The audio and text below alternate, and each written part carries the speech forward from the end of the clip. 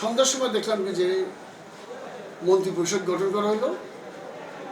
ফণীভূষণ মজুমদার, মনোরঞ্জন ধর, শাহ মোয়াজ্জেম, ওবায়দুর রহমান, আব্দুল মান্নান ইত্যাদি আওয়ামী লীগের মন্ত্রিপরিষদ গঠন হলো। আমরা একদমই কী করবো বুঝতে পারতেছিলাম না।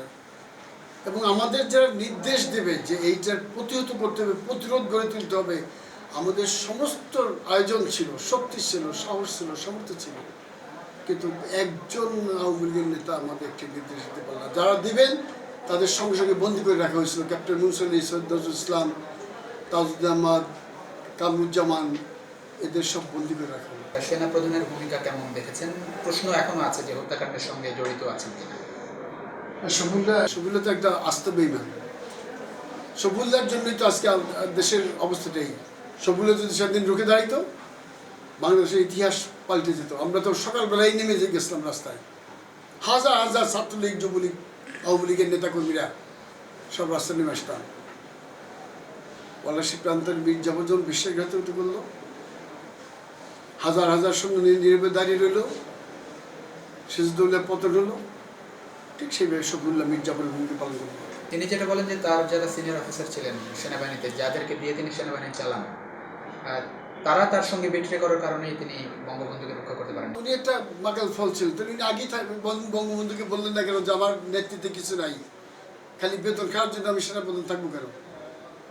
ওনার বুদ্ধি দেওয়া উচিত ছিল যে ওনার কথা ওনার একজন মেজরও শুনে না, তার আত্মহত্যা করা উচিত। এই কথা আসলে হয়েছে কি, বঙ্গবন্ধুকে যারা হত্যা করছিল তাদের বিচারের জন্য আমরা খুব তোড়জোড় করতেছি, তাদের বিচার হচ্ছে।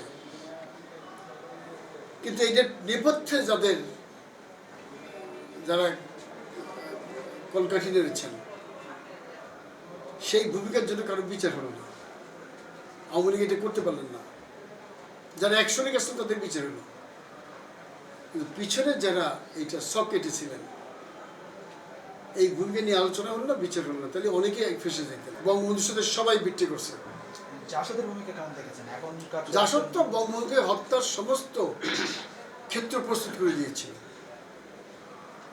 তারা যদি ক্ষেত্র প্রস্তুত না করতো, এই মুসলিম একটা বিপদগামী লোক বঙ্গবন্ধুকে হত্যার সাহস পায়। যখন দুর্দিন নেমে আসে এদের কাউকে খুঁজে পাওয়া যায় না।